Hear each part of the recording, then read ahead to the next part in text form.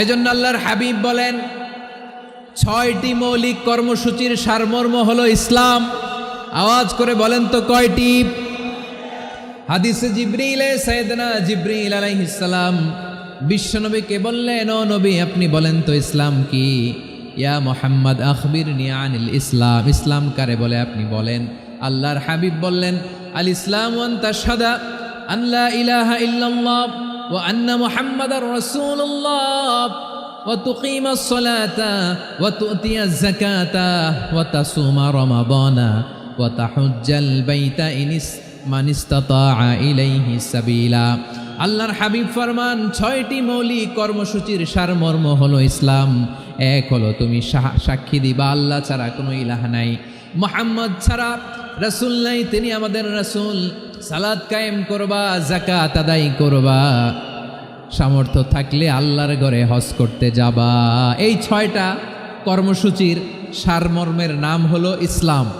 ময়মনসিংহবাসী আওয়াজ করে বলেন, এই 6টা কর্মসূচির সারমর্মের নাম কি? তাহলে ইসলাম কারে বলে বুঝতে পারছেন? তাহলে 10 নম্বরের 1 নম্বর আমরা বুঝে ফেলছি, ইন্নাল মুসলিমিনা ওয়াল মুসলিমাতি। আল্লাহ বলেন মুসলিম পুরুষ এবং নারী আমার কাছে প্রিয়, যারা আমি আল্লাহর আদেশের সামনে নিজেদেরকে সোপর্দ করে দেয়, সারেন্ডার করে দেয়, আমি আল্লাহর বিধানের সামনে নিজেকে সঁপে দেয়, আমি আল্লাহর ইচ্ছার সামনে নিজের ইচ্ছা বিসর্জন দেয়, আমি আল্লাহর সামনে সে সারেন্ডার করে, আত্মসমর্পণ করে, সেই মুসলিম। ঠিক কিনা বলেন? তাহলে 1 নম্বর বৈশিষ্ট্য ইন্নাল মুসলিমিনা ওয়াল মুসলিমাতি। এরপরে আল্লাহ বললেন ওয়াল মুমিনিনা ওয়াল মুমিনাতি, বিশ্বাসী নারী এবং পুরুষ, আত্মসমর্পণকারী নারী এবং পুরুষ যেমনি আল্লাহর কাছে প্রিয়, ইমানদার পুরুষ এবং নারীরাও আল্লাহর কাছে প্রিয়। পড়েন সুবহানাল্লাহ। মুমিনিনা ওয়াল মুমিনাতি। দেখেন আমি আলোচনার শুরুতেই বলেছি, এই আয়াতে আল্লাহ তাআলা পুরুষদের কথা বলার সাথে সাথে পাশাপাশি কাদের কথা বলেছেন? নারীদের কথা। আওয়াজ করে বলেন কাদের কথা? হ্যাঁ, নারীদের কথা বলেছেন। এজন্য মুমিনিনা ওয়াল মুমিনাতি, আল্লাহ ইমানদার পুরুষদের যেমনি পছন্দ করেন, ইমানদার নারীদেরকেও তিনি পছন্দ করেন। ইমান মানে হচ্ছে স্বীকৃতি দেওয়া। ইমান মানে স্বীকৃতি দেওয়া। কিসের স্বীকৃতি? বিশ্বাসের স্বীকৃতি। কিসের? মাশাআল্লাহ, বিশ্বাসের স্বীকৃতি। এই পৃথিবীতে বিশ্বাসের দাম বড্ড বেশি। এই পৃথিবীতে সবচেয়ে দামি জিনিস কি? বিশ্বাস। বিশ্বাস ছাড়া এই জগৎ চলে? স্বামী স্ত্রীর সম্পর্ক কিসের উপর টিকে থাকে বলেন তো? হ্যাঁ, বিশ্বাসের উপর টিকে থাকে। স্বামী স্ত্রীর সম্পর্ক টিকে থাকে বিশ্বাসের উপর। আচ্ছা, পার্টনারশিপে যারা ব্যবসা করেন, পার্টনারশিপের বিজনেস, এটা টিকে থাকে কিসের উপর? বিশ্বাসের উপর। এই জগৎটাই চলে বিশ্বাসের উপর। বিশ্বাসীরা এই পৃথিবীতে না থাকলে আল্লাহ এই পৃথিবীও টিকায় রাখতেন না। একজন বিশ্বাসী এই পৃথিবীর বুকে বেঁচে থাকলে আল্লাহ তাআলা এই পৃথিবী ধ্বংস করবেন না। চিল্লায় পড়েন আল্লাহু আকবার। এই পৃথিবীর সবচেয়ে দামি বস্তু বিশ্বাস, সবচেয়ে দামি। বিশ্বাস দিয়ে এই পৃথিবী চলে। এজন্য জ্ঞানীরা বলে বিশ্বাসে মিলায় বস্তু, তর্কে বহুদূর। বলে না? বিশ্বাসে মিলায় বস্তু, তর্কে বহুদূর। বিশ্বাসে এই পৃথিবী টিকে থাকে। আচ্ছা দেখেন, ঢাকা থেকে একজন লোক কক্সবাজার যাবে। প্রিয় ময়মনসিংহবাসী আওয়াজ করে বলেন কই যাবে? ডবল ডেকার বাস আছে না, যেগুলোতে ঘুমায় ঘুমায় যাওয়া যায়। তো দেখবেন অনেক প্যাসেঞ্জার বাসে উঠে আস্তে করে ব্ল্যাঙ্কেট নিয়ে, কম্বল নিয়ে ঘুম দিতেছে। ঘুম দেখেন তার কি বিশ্বাস ড্রাইভারের উপরে। এই বাস তো তারা চালাইতে চালাইতে নওগাঁ নিয়ে যেতে পারে, এই বাস তো তারা নিয়ে পঞ্চগড় ছেড়ে দিতে পারে, কিন্তু তার কোনো টেনশন নাই। সে দেখবেন ব্ল্যাঙ্কেট নিয়ে, কম্বল নিয়ে দিছে জনমের ঘুম। এর কারণ তার বিশ্বাস আছে যে সকালবেলা এই বাস কক্সবাজারেই পৌঁছবে। দেখেন বিশ্বাসের কত দাম। ঢাকা থেকে জেদ্দা ওমরা করতে যারা যান, দেখবেন 40,000 ফিট উপরে বিমানে অনেকে কম্বল চাপা দিয়ে ঘুম দিতেছে। ঘুম। এই বিমান 40,000 ফিট উপর দিয়ে পাইলট চালায়া এটাকে আফ্রিকার জঙ্গলে নিয়ে যায় নাকি ভারত মহাসাগরে নিয়ে যায়, তার কোনো টেনশন নাই। সে ঘুম, কারণ তার পাইলটের উপর, এই এয়ারলাইন্সের উপর বিশ্বাস আছে যে সকালবেলায় এটা জেদ্দা আন্তর্জাতিক বিমানবন্দরে ল্যান্ড করবে। ঠিক কিনা বলেন? বাবা বাবা তার কলিজার টুকরো সন্তানকে, ছোট্ট ছেলেটাকে দেখবেন মাঝে মাঝে আদর করে এরকম শূন্যে ছুঁড়ে মারে। আপনারা মারেন? ময়মনসিংহের বাবারা বাচ্চাদের সাথে এরকম মজা করেন না? তো উত্তর দেন না কেন? আপনারা করেন? বাবা তার সন্তানকে, ধরেন ছোট্ট মেয়েটাকে আদর করে কোলে তুলে এরকম শূন্যে ছুঁড়ে মারে, তো মেয়েটাকে শূন্যে ছুঁড়ে মারলে দেখবেন মেয়েটা খিলখিল করে হাসে, খিলখিল করে হাসে। ও যদি নিচে পড়ে ওর হাতও ভাঙবে, পাও ভাঙবে, তারপরেও হাসে। কেন হাসে? কারণ মেয়েটার বিশ্বাস আছে যে আব্বু আমারে ছাড়বে না, আব্বু আমাকে ঠিকই ধরে ফেলবে। চিল্লায় বলেন ঠিক কি না? ও আমার প্রাণের ময়মনসিংহের ভাইয়েরা, এই জমিন চলে বিশ্বাসে। বিশ্বাস এই পৃথিবীর সবচাইতে দামি সম্পদ। এজন্য একজন বিশ্বাসী জমিনের মধ্যে বেঁচে থাকলে জমিনের উপর আল্লাহ প্রলয়ঙ্কারী কিয়ামত দিবে না। এজন্য আল্লাহ বললেন ওয়াল মুমিনিনা ওয়াল মুমিনাতি, বিশ্বাসী পুরুষ এবং নারীকে আমি আল্লাহ বড্ড ভালোবাসি।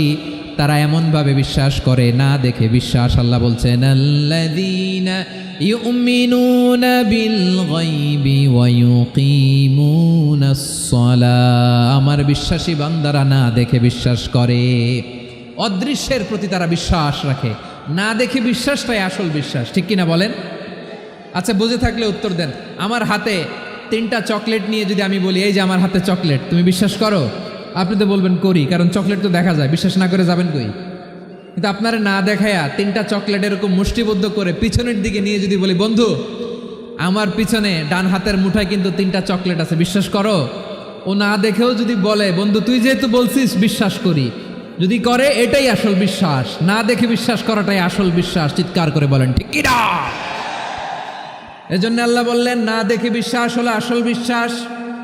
অদৃশ্যের প্রতি বিশ্বাসকে বলে প্রকৃত বিশ্বাস। আল্লাযীনা ইউমিনুনা বিল গায়ব, আমার বান্দারা না দেখে আমি আল্লাহর উপর বিশ্বাস করে। এবার বিশ্বনবী বললেন 6টি মৌলিক কর্মসূচির সারমর্মের নাম যেমনি হলো ইসলাম, ঠিক তেমনি 6টি মৌলিক বিশ্বাসের বিষয়ের উপর ঈমান আনার নাম হলো বিশ্বাস। সুবহানাল্লাহ বলেন। 6টা মৌলিক বিষয়ের উপর যদি আপনি বিশ্বাস রাখেন এটা হচ্ছে ঈমান। সেটা কি? সাইয়েদনা জিব্রাইল বললেন ইয়া মুহাম্মদ আখবিরনি মাল ঈমান, ঈমান কারে বলে বলো। আল্লাহর নবী বললেন আন তুমিনা বিল্লাহ, আল্লাহর উপর ঈমান আনবা। কার উপর? আরো জোরে বলেন কার উপর? আল্লাহ নামটা আপনাদের ভাল লাগে? আল্লাহর জিকির যে করছেন কেমন লাগে? সবাই মিলে গলা ছেড়ে আল্লাহরে ডাক দেন তো, বলেন আল্লাহ। আরো জোরে আল্লাহ। প্রাণ খুলে একসাথে ইয়া আল্লাহ।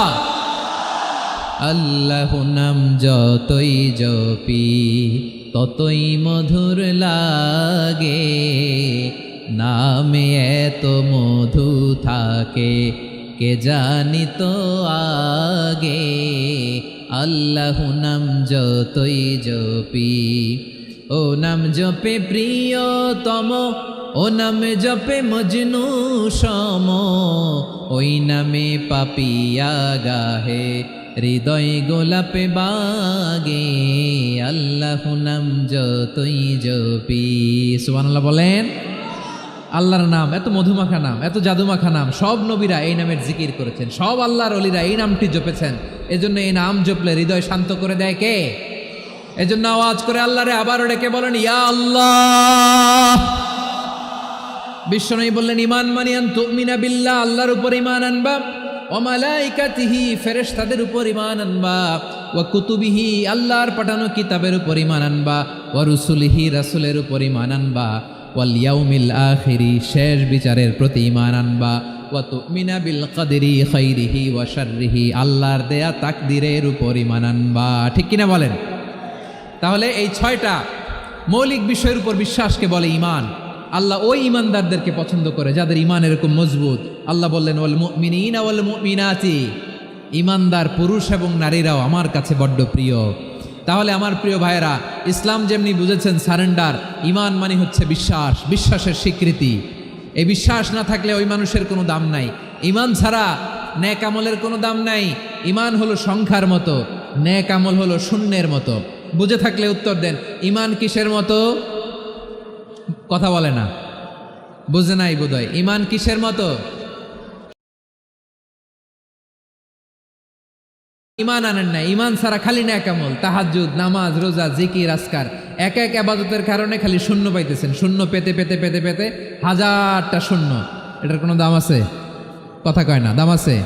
কিন্তু আপনি ঈমান আনার পর একটা সংখ্যা পেয়ে গেলেন, এক। এবার নেকামল করলেই একের পাশে শূন্য বসে গেলে কত হয়? 10। এবার আবার দান করলেন, আরেকটা শূন্য পাইছেন, কত হইছে? এবার আল্লাহর কোরআনের তেলাওয়াত করলেন, আরেক শূন্য, কত হইছে? এবার জিকির করলেন, আরেক শূন্য, কত হইছে? আবার ভালো কাজ করলেন, আরেক শূন্য, কত হইছে? এখন যত সৎকর্ম নেক আমল করেন, শূন্য যত বাড়ে, এটার দাম আছে না নাই? এজন্য আমার প্রিয় ভাইয়েরা, ইমানের দাম সবচেয়ে বেশি। ইমান হলো সফলতার মাপকাঠি। টাকা যার বেশি সে সফল নয়, এই সমাজে দাপট যার বেশি সে সফল নয়, এই সমাজে খ্যাতি যার বেশি সে সফল নয়, যার হৃদয় ঈমান আছে, বিশ্বাস আছে, সেই সফল। ঠিক কি না? এজন্য রব্বুল আলামিন বলেন, কদ আফলাহাল মুমিনুনাল্লাযীনা হুম ফি সলাতিহিম খাশিউন। সফল হয়েছে তারা, ঈমান এনেছে যারা। এই ঈমান হলো সফলতার মাপকাঠি। এই ঈমান হলো বিজয়ের পূর্ব শর্ত। ইসলামের বিজয় আমরা বাংলাদেশে চাই কি চাই না? আওয়াজ করে বলেন। রব্বুল আলামিন বলেন, ওয়ালা তাহিনু ওয়ালা তাহজানু ওয়া আনতুমুল আ'লাউনা ইন কুনতুম মুমিনিন। তোমরা চিন্তিত হয়ো না, ভেঙে পড়ো না, হতাশ হয়ো না, চিন্তিত হয়ো না, তোমাদেরই বিজয় হবে যদি তোমরা মুমিন হও। ঠিক কিনা বলেন? আপনারা কি অত্যাচার, আযাব, জুলুম দেখে ভয় পান? হ্যাঁ, নবীদের উপর অত্যাচার ছিল কি ছিল না? সাহাবাদের উপর ছিল কি ছিল না? এজন্য কোনো অত্যাচার, হুমকি, দামকি, জেল, জরিমানা মুমিনকে তার ইমানের রাস্তা থেকে এক বিন্দু পরিমাণ পেছনে হটাতে পারে না। চিল্লায় বলো ঠিক কিনা? আমরা জেনে বুঝেই এই রাস্তায় এসেছি, এই রাস্তা থেকে আমাদেরকে কেউ পেছনে সরাতে পারবে না। চিৎকার করে বলেন ঠিক কিনা? আল্লাহ আমাদেরকে সুসংবাদ দেন, ওয়ালা তাহিনু ওয়ালা তাহজানু ওয়া আনতুমুল আ'লাউনা ইন কুনতুম মুমিনিন। হতাশ হয়ো না, নিরাশ হয়ো না, ভেঙে পড়ো না, তোমাদেরই বিজয় হবে যদি তোমরা মুমিন হও। এজন্য ঈমানের পথে আমরা থাকতে চাই কি চাই না? ঈমানের পথে অবিচল থেকে আমার মরণ যেন হয়। সবাই পড়েন আমিন। ঈমানের পথে অবিচল থেকে আমার মরণ যেন হয়। তোমারই কাছে মিনতি আমার, তোমারই কাছে মিনতি আমার, মহামহিম দয়াময়। ঈমানের পথে অবিচল থেকে আমার মরণ যেন হয়। পড়েন আমিন। তাহলে ইন্নাল মুসলিমিনা ওয়াল মুসলিমাতি, আল্লাহ বলে যে নারী এবং পুরুষ আমি আল্লাহর বিধানের সামনে আত্মসমর্পণ করে তাদের আমি ভালোবাসি। আবার যে নারী এবং পুরুষ আমার উপর, আখিরাতের উপর, নবীর উপর বিশ্বাস স্থাপন করে তাদেরকে আমি ভালোবাসি। বিশ্বাস হলো সবচাইতে দামি। ঠিক কিনা? তাহলে মুসলিমিন মুসলিমাত গেল, মুমিনিন মুমিনাত গেল। এরপরে আল্লাহ তাআলা বলেন, ওয়াল কানিতিনা ওয়াল কানিতাত। অনুগত নারী ও পুরুষ, অনুগত, obedient to Allah, they present their highest loyalty to Allah। যারা আল্লাহর সামনে নিজেদের আনুগত্যের সর্বোচ্চ নমুনা পেশ করে, যারা আল্লাহর সামনে অনুগত হয়ে অটল থাকে, আল্লাহর আনুগত্যে নিজেকে যারা পেশ করে তাদেরকে বলে কানিতিন, কানিতাত। অনুগত বান্দা এবং বান্দি, অনুগত পুরুষ এবং নারী।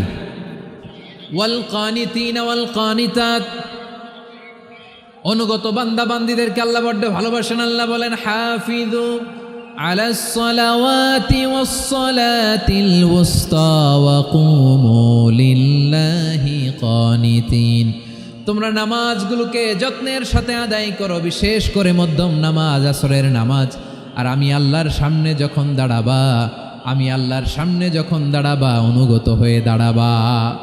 আল্লাহর সামনে নামাজে যখন দাঁড়াবো অনুগত হয়ে দাঁড়াবো। অনুগত, আনুগত্যের সর্বোচ্চ টুকুন আমরা আল্লাহর সামনে পেশ করব।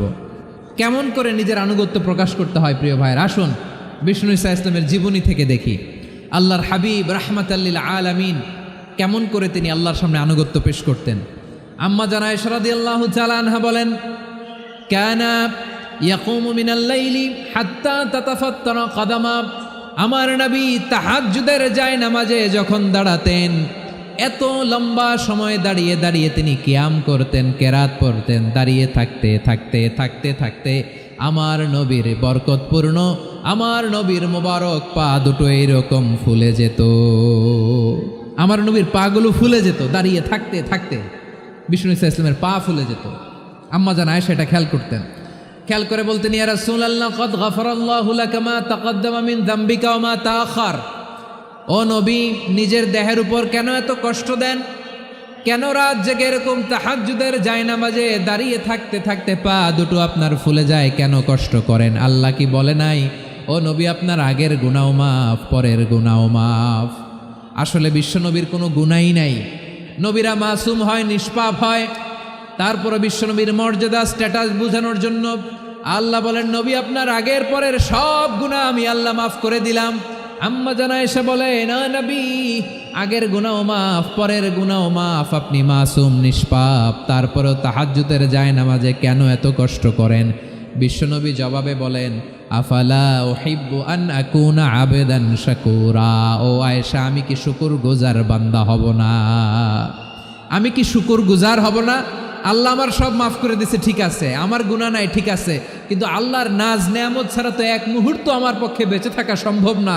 সে আল্লাহর নেয়ামতের শুকরিয়া হিসাবে আমার কি শুকরগুজার হওয়া উচিত না?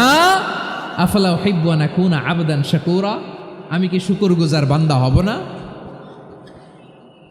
ও আমার ভাইয়েরা, বিশ্বনবী ঠিক এমনভাবে আনুগত্যের নমুনা দেখাতেন। এখানেই শেষ নয়। আম্মা জানা এসে বলেন, তাহাজ্জুদের জায়নামাজে দাঁড়িয়ে থাকতে থাকতে ফালাম ইয়াজাল ইয়াবকি হাত্তা বাল্লা লিহিয়াতাহু। আমার নবী কেরাত পড়তে পড়তে কাঁদতে কাঁদতে দাড়ি বেয়ে বেয়ে ওনার পানি ঝরতো। আর এক জায়গায় এসেছে হাত্তা বাল্লা হাজারাহু, নবীর জামা ভিজে যেত চোখের পানিতে। অন্য বর্ণনায় এসেছে হাত্তা বাল্লাল আরদা, সিজদায় লুটিয়ে পড়ে যখন বিশ্বনবী কান্না করতেন, বিশ্বনবীর চোখের পানি দিয়ে জমিন ভিজিয়ে যেত, জমিন ভিজিয়ে দিতেন। কি আনুগত্য, কি আনুগত্য! এরপরে নামাজ শেষে দোয়ার মধ্যে বিশ্বনবী বলতেন, আল্লাহুম্মা ইন্নী আবদুক, ও আমার আল্লাহ, আমি আপনার দাস। ওয়াবনু আবদিক, দাসের ঘরের দাস। ওয়াবনু আমাতিক, দাসীর ঘরের দাস। সুবহানাল্লাহ, কি বিনয়! দোয়াতে বলতেন, আল্লাহ আমি আপনার দাস। দাসের ঘরের দাস মানে আমার বাবা আব্দুল্লাহ আপনার দাস। দাসীর ঘরের দাস মানে আমার মা আমিনা আপনার দাস। সুবহানাল্লাহ। নাসিয়াতি বিয়াদিক, আমার মাথার চুলের ঝুঁটি আপনার হাতের মুঠোয়, আপনি যেখানে টানেন ওইখানে আমি যেতে বাধ্য। আপনি আমার চুল ধরে ডানে টান দিলে আমি ডানে যাই, বায়ে টান দিলে আমি বায়ে যাই। আমার কোনো ক্ষমতা নাই, সব ক্ষমতা আপনার। দেখেন, যেই নবীর কোনো গুনাহ নাই উনি দোয়ার সময় বলতেন, আল্লাহ আমি আপনার দাস, দাসের ঘরের দাস, দাসীর ঘরের দাস।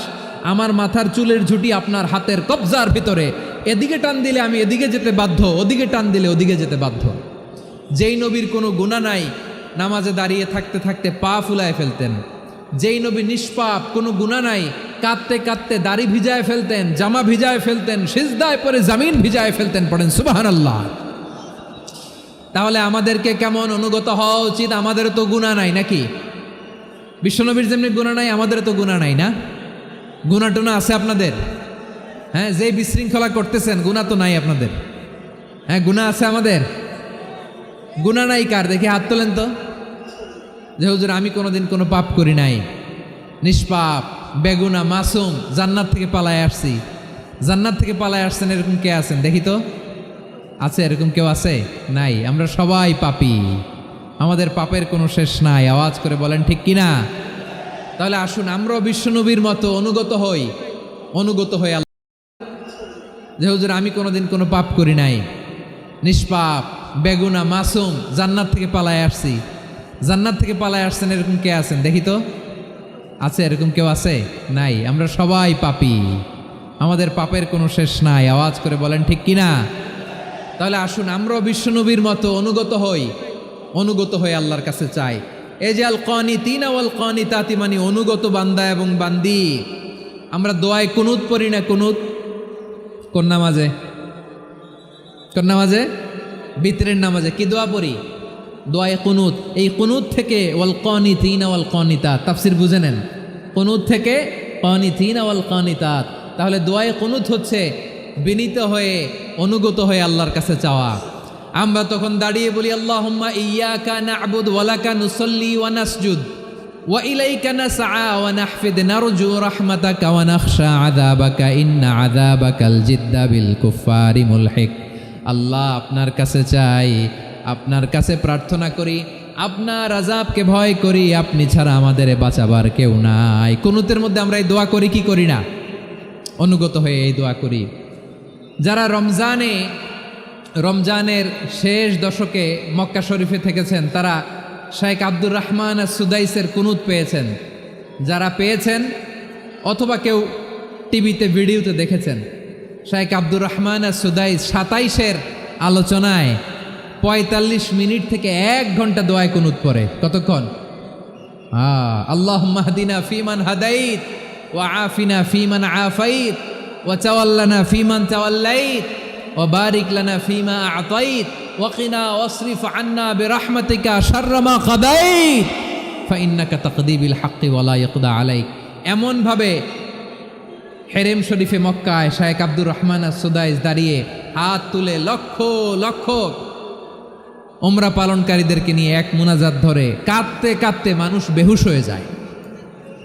দোয়ার কথা শুনে গায়ের লোম খাড়া হয়ে যায়, হৃদয় বিগলিত হয়ে যায়, চোখ দিয়ে দাঁড় দাঁড় করে পানি নামতে থাকে।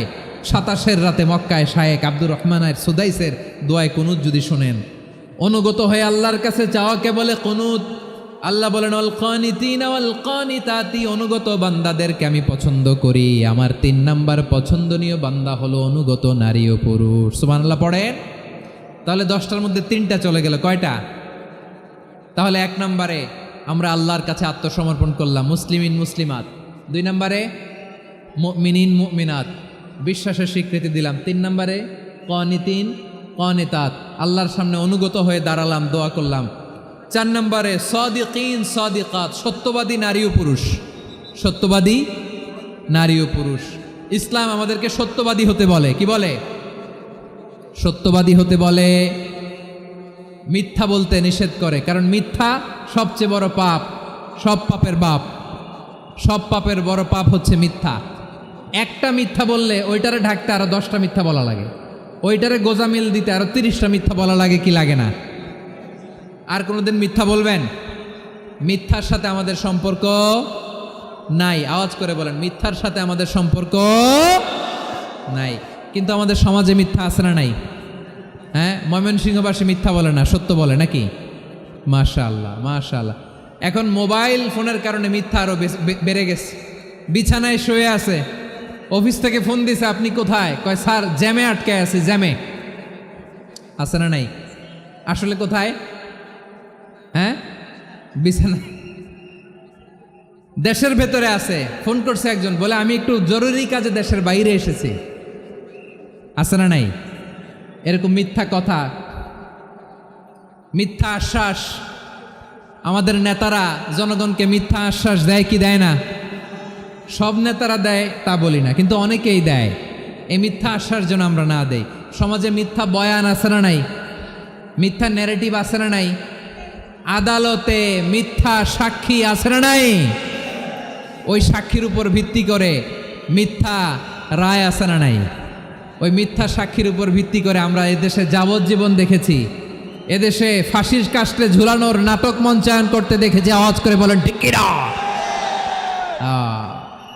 এই মিথ্যা আমরা চাই না, আমরা সত্য বলবো, কারণ আল্লাহ সত্যবাদী। আল্লাহ কি? সত্যবাদী। বিশ্বনবী ছিলেন সত্যবাদী, আমাদেরকেও তিনি সত্যবাদীদের সাথে থাকতে বলেছেন। তিনি আমাদেরকে বলেছেন সত্যাশ্রয়ী হতে। রব্বুল আলামিন বলেন ওমান আসদাকু মিনাল্লাহি হাদিসা, আল্লাহর চাইতে সত্যবাদী আর কেউ আছে নাকি বলেন? আল্লাহর চাইতে বেশি সত্যবাদী কেউ আছে? নাই, নাই। আবার বিশ্বনবীকে আল্লাহ বলেন কুল সাদাকাল্লাহ, ও নবী আপনি বলেন আল্লাহ সত্য বলেছেন। সাদাকাল্লাহ মানে সত্য বলেছেন, আল্লাহ সত্য বলেছেন। এই আদেশটি আল্লাহ তাআলা বিশ্বনবীকে দিয়ে বললেন কুল সাদাকাল্লাহ, ও ও নবী আপনি বলে দেন আল্লাহ সত্য বলেছেন। এই জন্য আল্লাহর বাণী তেলাওয়াত করার পরে কারি সাহেবরা দেখবেন পড়ে সাদাকাল্লাহুল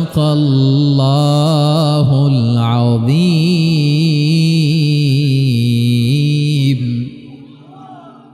কোরআন তেলাওয়াতের পরে কারি সাহেবরা বলে না সাদাকাল্লাহুল আযীম, এর কারণ আল্লাহ তাআলা কোরআনেই বলেছেন কুল সাদাকাল্লাহ, হে নবী আপনি বলুন আল্লাহ সত্য বলেছেন। এজন্য আল্লাহর বাণী তেলাওয়াতের পরে কারীরা বলে সাদাকাল্লাহুল আযীম, মহান আল্লাহ তাআলা তিনি সত্য বলেছেন। এটা বলা আবশ্যক না, সুন্নাতও না, এটা জায়েজ, চাইলে বলা যায়। তার মানে আল্লাহ তাআলা সত্যবাদী, আমার নবীও ছিলেন সত্যবাদী, আল্লাহর হাবিব ছিলেন as-সাদিকাল আমিন, সত্যবাদী আমানতদার। আমার নবীর চাইতে বেশি আমানতদার মক্কায় কেউ ছিল না, আল্লাহর হাবিবের চাইতে বেশি আমানতদার কেউ ছিল না, তার চাইতে সত্যবাদী কেউ ছিল না। আমার নবী ওনার গোটা জিন্দিগিতে একটা মিথ্যাও বলে নাই। সুবহানাল্লাহ পড়েন। আল্লাহর হাবিব রাহমাতাল লিল আলামিন উনি জিন্দেগিতে কখনো একটা মিথ্যা বলেছেন? কথা কি শুনতেছেন? হ্যাঁ শুনতেছেন? আল্লাহর নবী জীবনে কোনোদিন মিথ্যা বলছেন? না, বলেন নাই। যখন আকাশ থেকে আয়াত নাজিল হলো আনজির আশিরাতাকাল আকরাবিন, ও নবী আপনি নিকটাত্মীয়দের সতর্ক করেন, দাওয়াত দেন। আল্লাহর নবী সাফা পাহাড়ের চূড়ায় চলে গেলেন, ডাক দিলেন, সবাইরে বললেন ও আমার জ্ঞাতি গোষ্ঠীর লোকেরা, আমি যদি বলি এই পাহাড়ের পেছনে একদল ঘোর সওয়ার তোমাদের উপর আক্রমণ করবার জন্য, অ্যাটাক করার জন্য অপেক্ষা করছে, তোমরা আমার কথা বিশ্বাস করবে নাকি? এলাকার লোকেরা বলল অবশ্যই বিশ্বাস করব। বিশ্বনবী বললেন আমি যদি বলি পাহাড়ের পেছনে একদল ঘোড়সাওয়ার তোমাদেরকে অ্যাটাক করবে, বিশ্বাস করবা? আকুনতুম মুসাদ্দিকিয়া? এলাকার লোকেরা বলল অবশ্যই বিশ্বাস করব, কারণ মা জাররাবনা আলাইকা ইল্লা সিদকা, মুহাম্মদ আমরা জীবনে তো কোনোদিন তোমার মিথ্যা বলতে শুনি নাই, তো তুমি যাই বলবা তাই বিশ্বাস করব। We have never ever experienced a single lie from you, আমাদের জীবনে একটাও মিথ্যা কথা তোমার জীবনে তোমার মুখ দিয়ে বলতে শুনি নাই। সুবহানাল্লাহ পড়েন। এই ময়মনসিংহের কোনো ছেলে এখানে যদি দাঁড়ায় স্টেজের মধ্যে, সবাই বলবে এই ছেলেটা এত ভালো, এর জীবনে একটা মিথ্যা আমরা শুনি নাই। এরকম কোনো ছেলে পাওয়া যাবে? হ্যাঁ, ঝামেলায় পড়ে, পেশালে পড়ে, যেই কোনোভাবে আমরা কখনো না কখনো কোনো মিথ্যা বলে ফেলছি, ঠিক কিনা বলেন? আল্লাহ মাফ করুক। কিন্তু বিশ্বনবী সাফা পাহাড়ের চূড়ায় যখন বললেন আমি যদি বলি একদল তোমাদের অ্যাটাক করবে, মানবা? বিশ্বাস করবা? সবাই বলে করব, কারণ আমরা জীবনে তোমার মিথ্যা বলতে শুনি নাই। সুবহানাল্লাহ কইবেন না? পুরা এলাকাবাসী যদি এই কথাটা বলে, এই কথাটা একজন মানুষের জন্য কত বড় সার্টিফিকেট আপনি কল্পনা করতে পারেন? আমার নবী ওনার গোটা জিন্দিগিতে একটা মিথ্যা বলে নাই। আওয়াজ করে বলেন আল্লাহু আকবার। তার মানে আমার আল্লাহ সত্যবাদী, আমার নবীও ছিলেন সত্যবাদী, আমাদেরকেও তিনি সত্যবাদীদের সাথে মিশতে বলেছেন। রব্বুল আলামিন বলেন ইয়া আইয়ুহাল্লাযীনা আমানু কুনু মা'আস সাদিকিন, ওহে বিশ্বাসীরা মিথ্যাবাদীদের সাথে তোমরা মিশো না, সত্যবাদীদের সাথে থাকো। সুবহানাল্লাহ বলেন। এবার বলেন আমরা কাদের সাথে থাকবো? মিথ্যাবাদীদের সাথে না সত্যবাদী? আমরা বন্ধু বানাবো কাদের? মিথ্যাবাদীদের না সত্যবাদীদের? আমরা সাপোর্ট করব কাদের? মিথ্যাবাদীদের না সত্যবাদীদের?